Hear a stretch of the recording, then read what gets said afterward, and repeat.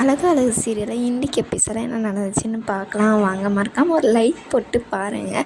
பார்த்திங்கன்னா கரெக்டாக நம்ம பாக்கியராஜும் மலரும் எல்லாம் முடிச்சுட்டு வீட்டுக்கு வராங்க. வந்தவொடனே மதிக்கு வந்து ஃபோன் பண்ணுறாங்க. மதி நாங்கள் வந்துட்டு கொஞ்சம் கதவை தருங்க அப்படின்னு சொல்லிட்டு உள்ளே வராங்க. உள்ளே வந்தவொடனே பார்த்திங்கன்னா எப்படி இருந்துச்சு அப்படின்னு சொல்லிட்டு, நல்லா இருந்துச்சு, என் வாழ்க்கையில் இப்படிலாம் நடக்குமா நினச்சினே நடந்துச்சு, எல்லாமே ரொம்ப நான் நினச்சதை விட அதிகமாக நடந்துச்சு அப்படின்னு சொல்லிட்டு இது சொல்லிகிட்டே இருக்கும்போது கரெக்டாக லைட் போடுறாங்க. யாரான்னு பார்த்தா நம்ம சுரேஷ். ஏன் ரொம்ப பயந்துட்டாங்க எல்லோரும், வேறு யாராச்சும் வந்துட்டாங்களோ அப்படின்னு சொல்லிட்டு, என்ன நடக்குது அப்படின்னு சொல்லிட்டு பார்க்குறதுக்குள்ளே பார்த்திங்கன்னா அவங்க அத்தை விழுந்து வராங்க.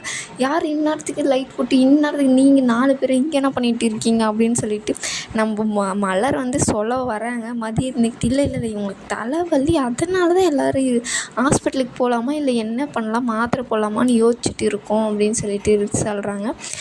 இவளே தலைவலின்னு சொல்கிறா, நைட்டு சாரீ போட்டுன்னு படுத்துனுந்தா, இப்போது சுடிதாரில் இருக்கா, என்ன நடக்குது, இது எப்போ எடுத்து சின்ன பசங்க போடுற மாதிரி இருக்கே, இது பிறந்த நாளைக்கு இவன் வாங்கி கொடுத்தானா, ஐயோ இல்லை இது போன தீபாவளிக்கு எங்கள் அம்மா வாங்கி கொடுத்தது அத்தை, புதுசாக அப்படியே வச்சுருந்தேன், அது போடலான்னு போட்டால் உடனே தலைவலி வந்துடுச்சு அப்படின்னு சொல்லிட்டு மதி சொல்கிறாங்க. இதெல்லாம் இரு அவளை தானே நான் கேட்டேன், நீ ஏன் இதெல்லாம் சொல்லிட்டு இருக்க, நீ ஏன்னா அவளுக்கு வாயா, அவங்களுக்கு தான் தலைவலி முடியல, பேசவே முடியலையே, அவளை பார்த்தா அப்படி ஒன்றும் தெரியலையே அப்படின்றாங்க. ஐயோ அத்தை எனக்கு நிஜமாவே ரொம்ப தலைவலி அத்தை அப்படின்னு சொல்லிட்டு செமையான அடிக்கிறாங்க.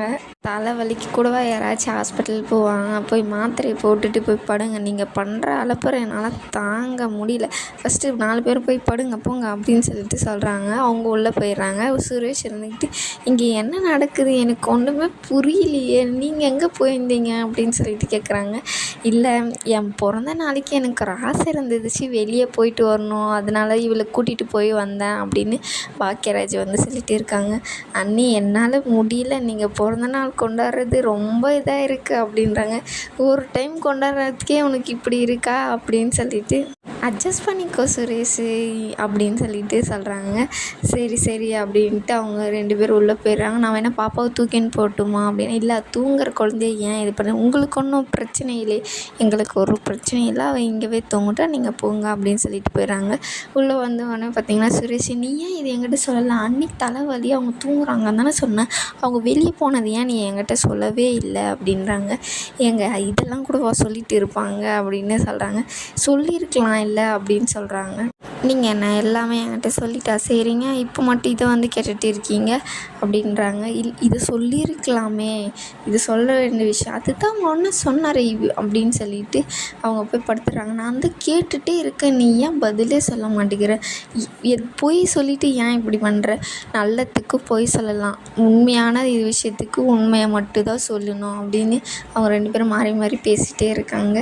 எனக்கு தூக்கம் வருது விடுங்க, நான் போய் தூங்குறேன் அப்படின்னு சொல்லிட்டு அவங்க போய் படுத்துடுறாங்க. சுரேஷும் போய் வேறு வழியே இது பண்ணிடுறாரு. நம்ம பாக்கியராஜ் பார்த்திங்கன்னா நைட்டெலாம் படுத்து அவங்க சந்தோஷமாக போனது அதெல்லாம் வந்து யோசிச்சுட்டு இருக்காங்க. உடனே அவங்களுக்கு வந்து அந்த ஸ்டேட்டஸ் வச்சது ஞாபகம் வருது, அவங்க மாமா அதை எடுத்து பார்க்குறாங்க. அதை பார்த்த உடனே பார்த்திங்கன்னா என்னமோ ரேவதிக்கு நடந்திருக்கு அப்படின்னு சொல்லிட்டு ரொம்பவே யோசிச்சுட்டு, சரி போய் தான் பார்ப்போம் வா அப்படின்னு சொல்லிட்டு கிளம்பிடுறாங்க பாக்கியராஜ்.